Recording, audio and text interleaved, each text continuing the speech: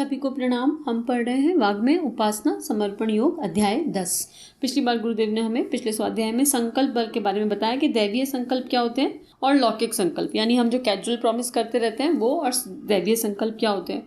उसके अलावा गुरुदेव ने हमें बताया था कि श्रद्धा रूपी जल क्या होता है और कैसे हमारे विचार, हमारे श्रेष्ठ विचार जब बिल्कुल विदाउट डाउट रेडिएट करते हैं तो श्रद्धा कैसे उनमें हेल्प करती है। तो आइए एक गायत्री मंत्र इसी भाव से करें कि हमारे भीतर की श्रद्धा उस स्तर पर जागृत हो रही है कि हमारे संकल्प ब्रह्मांड को हिलाने की शक्ति रखते हो। जो भी श्रेष्ठ संकल्प मन से उठे उन्हें दैवीय आशीर्वाद प्राप्त हो रहा है, ऐसा भाव करते हैं। ओम भूर्भुवः स्वाहा तत्सवितुर्वरेण्यं भर्गो देवस्य धीमहि धियो यो नः प्रचोदयात्। स्वाध्याय को आगे बढ़ाते हैं। अब गुरुदेव हमें संकल्प बता रहे थे, तो गुरुदेव लिख रहे हैं, लौकिक संकल्प संकुचित और सीमित होता है, दैवीय संकल्प अपरिमित तथा सीमा रहित और सर्वश्रेष्ठ होता है। यह उच्च श्रेणी का आध्यात्मिक नियम मुक्त कर्ण से आपको बतलाता है कि समस्त वस्तुएं आपके लिए मौजूद हैं और आपके नियंत्रण में हैं। जितने परिमाण में आप अपने लौकिक बल को दैवी संकल्प में बदल डालें अथवा जितना अधिक आप दैवी संकल्प बल के साथ संबंध स्थापित कर लेते हैं और तदनुसार आचरण करते हैं, उतना अधिक श्रेष्ठ आप बनते जाते हैं। जीवन का और उसमें पाई जाने वाली शक्ति का रहस्य यही है कि मनुष्य को उस परम तत्व के साथ संबंध स्थापित करना चाहिए और उस संबंध को निरंतर ज्ञान पूर्वक चलाते रहने का प्रयत्न करना चाहिए। तो गुरुदेव वही बता रहे थे, कैजुअल प्रॉमिस, उसका एग्जाम्पल पिछली बार ले गया। और क्यों ऐसा है कि दैवीय संकल्प जो है अपरिमित है, इनफाइनाइट है, क्योंकि उसमें वो पंच तत्व की शक्ति, उसमें सविता की शक्ति, उसमें ब्रह्मांड की शक्ति जुड़ गई। और जब हम उस इनफाइनाइट से जुड़ गए, हम अब मेरा जो कनेक्शन है, मेरी कॉल्ड इनफाइनाइट से कनेक्ट हो गई, तो फिर मुझे किसी चीज़ की कमी कैसे हो सकती है। हम छोटे छोटे स्रोत से नहीं जुड़े हुए ना, हमारा सोर्स ही परमानेंट हो गया। अब मुझे सविता का प्रकाश चाहिए, तो सविता के प्रकाश को पाने के लिए गायत्री मंत्र की शक्ति है। तो एक तो होता है मैंने बंद कमरे में बैठ के विजुलाइज किया, उसका भी असर होगा, लेकिन एक होता है सुबह सुबह उठ के ब्रह्म मुहूर्त में और सविता के सामने जाके बैठ गए, तो दोनों में अंतर तो है ही ना। तो वो इनफाइनाइट से जुड़ने की बात यहाँ पे की जा रही है कि इनफाइनाइट से जुड़ गए, दैवी संकल्प से जुड़ गए, तो आपको कोई चीज़ कम नहीं पड़ सकती, क्योंकि सब कुछ इस यूनिवर्स का हिस्सा है और हम यूनिवर्स का, अब हम उस यूनिवर्स की तरफ रिसीविंग मोड में जुड़ गए। एक मनुष्य का जीवन किसी संकल्प बल के साथ संबंध रखता है, इसी आधार पर उसकी वृद्धि अथवा न्यूनता होती है। परम तत्व यद्यपि विश्वव्यापी है, पर वह विश्व से पृथक स्वभाव वाला है। यह तत्व आपके साथ और मेरे साथ तथा प्राणी मात्र के साथ जीवन में व्याप्त हो रहा है। वह जीवन द्वारा ही कार्य करता है और उस पर शासन करता है। सामान्य मनुष्य समझता है कि परम तत्व ने एक बार विश्व का निर्माण करके उसे चालू कर दिया और उसके पश्चात इससे पृथक कहीं अन्यत्र चला गया, पर ऐसा विचारना एक बहुत बड़ी गलती है। जितना अधिक हम इस तत्व के विश्वव्यापी और साथ ही विश्वासातीत होने की विशेषता को समझते और मानते जाएंगे, उतने ही परिणाम में हम उसकी महत्ता और शक्ति में भाग लेने के योग्य बनेंगे। जितने परिणाम में हम उस परम तत्व को जीवन और शक्ति के अनंत भंडार के रूप में अनुभव करेंगे, उतने ही अधिक उसके साथ हमारे संबंध बनते चले जाएंगे और उसी परिमाण में इस तत्व के दिव्य गुण हमें प्रकट होते चले जाएंगे।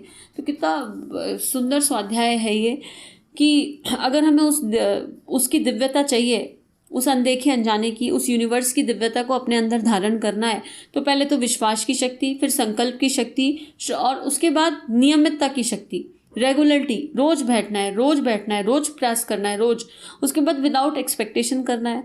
जितना ज़्यादा हम इस ब्रह्मांड को, विश्वव्यापी ब्रह्मांड को देखेंगे, उतनी हमारी आत्मीयता का विस्तार हो जाएगा।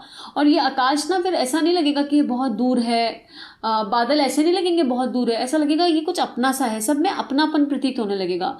कभी आकाश की ओर देखेंगे तो ऐसा लगेगा देखते ही रहो, बस एकटक देखते ही रहो, कहीं दूर वहाँ वही मेरा स्रोत है, वहीं से कहीं से हम आए हैं, ऐसा लगेगा दिव्य लोक के, दूसरे लोक के मानो दर्शन होने लगे हैं और उस अनंत शक्ति के भंडार को हम अनुभव करने लगेंगे। और ये जो जितनी भी बातें गुरुदेव लिख रहे हैं ना, ये अनुभव स्तर की हैं। और इसका अनुभव कैसे होगा? कृपा से होगा। और कृपा हो गई, कृपा तो हो गई ना, इतना सारा वाग्मय पढ़ लिया। कृपा के बाद दूसरा क्या है? अभ्यास, बैठना। कैसे बैठना? दिल से, मन से, भावनाओं से, प्रार्थना करते हुए, आर्त पुकार से बैठना। और जब वो हो जाएगा तो फिर सब कुछ हो जाएगा। तो आइए एक बार एक अभ्यास करके देखते हैं। मान लो यूनिवर्स से अपने आप को जोड़ना है, तो कैसे जोड़ें हम यूनिवर्स को? समझ में तो आ रहा है, लिखा है, क्या क्या अभ्यास करें। तो एक बार गुरु आवाहन करते हैं और एक प्रयास करके देखते हैं गुरु शक्ति के सानिध्य में। गुरु ब्रह्मा गुरु विष्णु गुरुदेव महेश्वरा गुरु साक्षात् परब्रह्म तस्मै श्री गुरुवे नमः। अखंड मंडलाकारं व्याप्तं येन चराचरं तत्पदं दर्शितं येन तस्मै श्री गुरुवे नमः। हे गुरु शक्ति, हे गुरु तत्व, हे सर्वशक्तिमान परमात्मा, हे मेरे भीतर विराजित, मेरे बाहर विराजित देव शक्तियों, हम आपके इस अनंत शक्ति भंडार को महसूस करना चाहते हैं। हमारा रास्ता, हमारा मार्गदर्शन पथ प्रशस्तित कीजिए, हमें पथ दिखाइए, हमें रास्ता दिखाइए। हम आपसे जुड़ना चाहते हैं, आपको जीना चाहते हैं, आपको महसूस करना चाहते हैं। पूरे दिल से प्रार्थना कीजिए, अपने हृदय की धड़कनों को बढ़ता हुआ महसूस कीजिए कि आपकी इस प्रार्थना के साथ आपके हृदय की धड़कनें बढ़ने लगी और आपके हृदय से एक दिव्य प्रकाश विकीर्ण होकर पूरे ब्रह्मांड में जा रहा है और आपके ये भाव पूरे ब्रह्मांड में जा रहे हैं और अपने जैसे सेम टू सेम भावों को लेकर आ रहे हैं आप तक लौटाकर। एक सर्कल बन रहा है, यहाँ से आपके हृदय से दिव्य भाव निकलकर ब्रह्मांड की गहराइयों में जा रहे हैं, जहाँ आप ये कह रहे हैं, हे ब्रह्मांड आप कहाँ हैं, मैं आपसे जुड़ना चाहता हूँ, आपसे एक होना चाहता हूँ, आपके इस परम तत्व को महसूस करना चाहता हूँ। पूरे दिल से आप ये बात कह रहे हैं और आपके दिल से प्रकाश किरणें, आपके हृदय से दिव्य प्रकाश किरणें निकलकर अनंत ब्रह्मांड में जा रही हैं। आकाश में उनको दूर जाता हुआ देखिए चारों तरफ से और फिर भावना कीजिए कि ये सारी किरणें जो आपके हृदय से, रेडिएशंस जो भावनाएं आपके हृदय से निकली, ये ब्रह्मांड में जाकर एक आकृति के रूप में बदल गई और ये आकृति मुस्कुरा रही है। और ये आकृति हमारे इष्ट की, हमारे सद्गुरु की आकृति हो सकती है। ये आकृति ब्रह्मांड के मध्य में मुस्कुरा रही है कि अरे मैं तो हमेशा से तुम्हारे साथ था, तुमने आज मुझे बुलाया, इतने दिल से आवाज़ लगाई। और इस आकृति के मध्य से एक दिव्य प्रकाश किरण निकलकर, बहुत दिव्य, सुंदर, तेजस्वी, सफ़ेद रंग का प्रकाश किरण निकलकर मेरे हृदय में पुनः समा रहा है। अब अपना संकल्प मन ही मन श्रेष्ठ संकल्प भुलाइए। मान लीजिए आज हमारा संकल्प है, हमारा आत्मबल जागृत हो रहा है, हमारा आत्मबल जागृत हो रहा है, गुरु शक्ति के सूक्ष्म सानिध्य में हमारा आत्मबल जागृत हो रहा है। अपने मन में इस भाव को गहराई से दोहराइए और भावना कीजिए कि ब्रह्मांड के मध्य से ये दिव्य श्रेष्ठ सफ़ेद प्रकाश आपके हृदय के अंदर अनंत गहराइयों में पेनिट्रेट कर गया है, बहुत भीतर चला गया है और आप इसको महसूस कर सकते हैं। और अब आप बुलाइए, अब अपने आप को बार बार बताइए, मेरा आत्मबल इस दिव्य प्रकाश के साथ बढ़ता जा रहा है, मैं सच्चित आनंद आत्मा और मैं शरीर भाव से निकलकर आत्म भाव में जीवन जीना सीख गई हूँ। मेरा आत्मबल बढ़ता जा रहा है, बढ़ता जा रहा है, बढ़ता जा रहा है। अपने आप से बार बार ये बात दोहराइए और फिर मन ही मन 3 गायत्री मंत्र और भावना कीजिए कि पूरा यूनिवर्स गायत्री मंत्र की शक्ति पूरे यूनिवर्स से आपके भीतर प्रवाहित हो रही है। गायत्री मंत्र के हजारों लाखों अल्फाबेट्स को चारों तरफ देखिए। गायत्री मंत्र के अक्षर, मानो ये पूरा ब्रह्मांड, आंखें बंद हैं आपकी और ये पूरा ब्रह्मांड गायत्री मंत्र के अक्षरों से बना हुआ है। ओम भूर्भुवः स्वः तत्सवितुर्वरेण्यं भर्गो देवस्य धीमहि धियो यो नः प्रचोदयात्। ओम भूर्भुवः स्वः तत्सवितुर्वरेण्यं भर्गो देवस्य धीमहि धियो यो नः प्रचोदयात्। ओम भूर्भुवः स्वः तत्सवितुर्वरेण्यं भर्गो देवस्य धीमहि धियो यो नः प्रचोदयात्। पूरे ब्रह्मांड को देखकर थैंक यू बोलिए। इस देव आकृति को, जो आपके इष्ट, आपके गुरु, कोई देव शक्ति हो सकती है, इस देव आकृति को थैंक यू बोलिए और धीरे धीरे आंखें खोलते हुए वापस आइए और अपने भीतर होने वाले परिवर्तनों को महसूस कीजिए।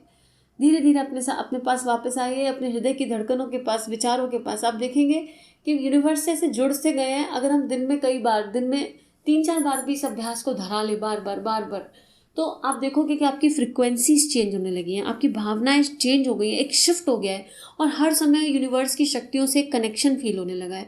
तो अगेन 11 डेज करके देख लो आप, यूनिवर्स में बहुत शक्ति है। 11 दिन में आपको अंतर मिलने लगेगा। क्या अंतर मिलेगा? वो अंतर नहीं जो आप चाहते हो, वो अंतर मिलेगा जो आपकी आध्यात्मिक यात्रा, आपकी भौतिक यात्रा के लिए आवश्यक है।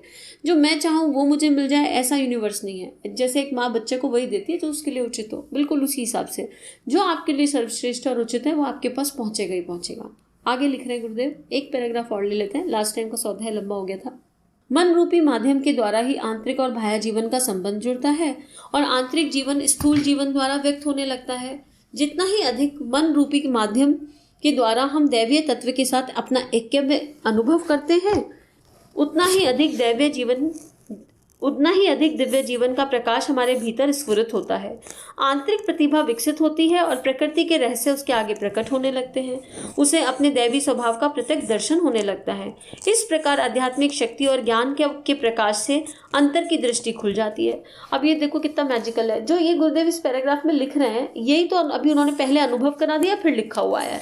अगर आपने ये जो अभी एक्सपेरिमेंट गुरुदेव ने कराया है, और ये एक्सपेरिमेंट शायद जिन्होंने कभी नहीं किया उनके लिए होगा, लेकिन जो इस यात्रा पे चल रहे हैं उन्होंने अनुभव किया होगा। और अभी जो 3-4-5 मिनट हुए, मुझे नहीं पता कितनी देर का वो ऑडियो बीच में आया है, हल्का सा कनेक्टिविटी का, लेकिन उस 5 मिनट पे भी हमने अपने अंदर कुछ तो स्पंदन फील किए हैं।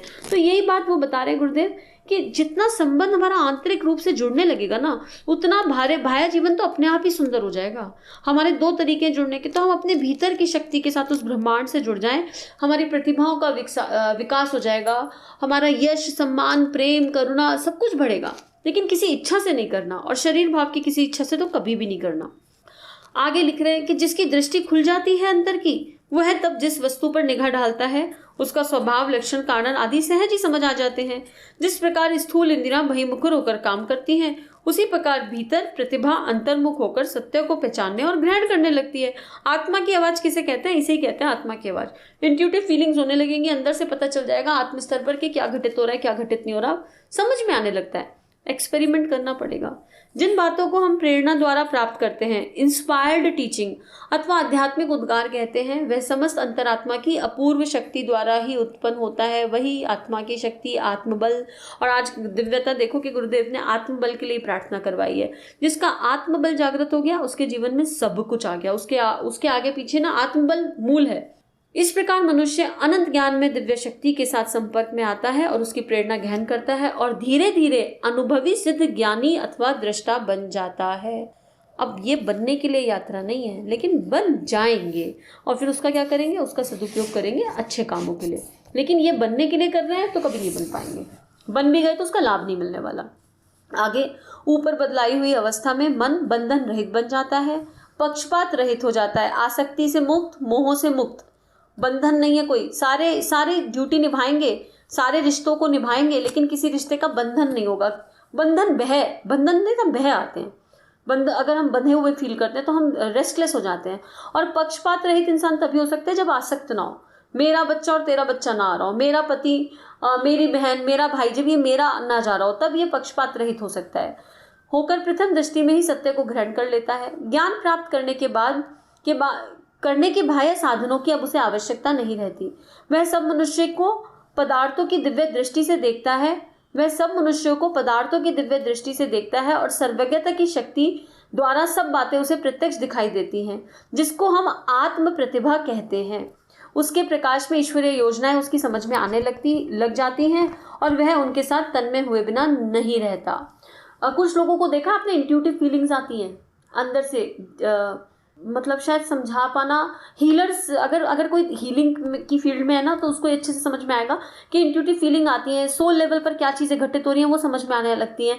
यही बात गुरुदेव यहाँ पर कह रहे हैं कि आत्मीयता का जागरण हो गया, बंधन शरीर के छूट गए, पक्षपात रहित हो गए, मोह से मुक्त हो गए, तो ये सारे गुण ना अपने आप आने लगते हैं। और फिर शरीर भाव में नहीं दिखते लोग, आत्म भाव में दिखते हैं। जब आत्म भाव में देखेंगे तो सूक्ष्म की चीज़ों को जानना, पहचानना, महसूस करना कठिन नहीं होगा।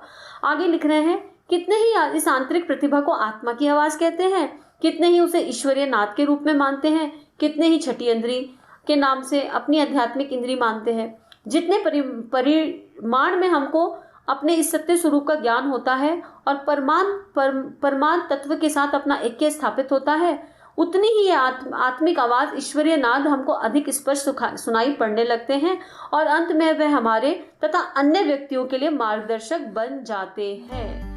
हमारे YouTube चैनल को सब्सक्राइब करें और बेल आइकन को दबाकर ऑल पर क्लिक करें ताकि नोटिफिकेशंस आपको मिलती रहें।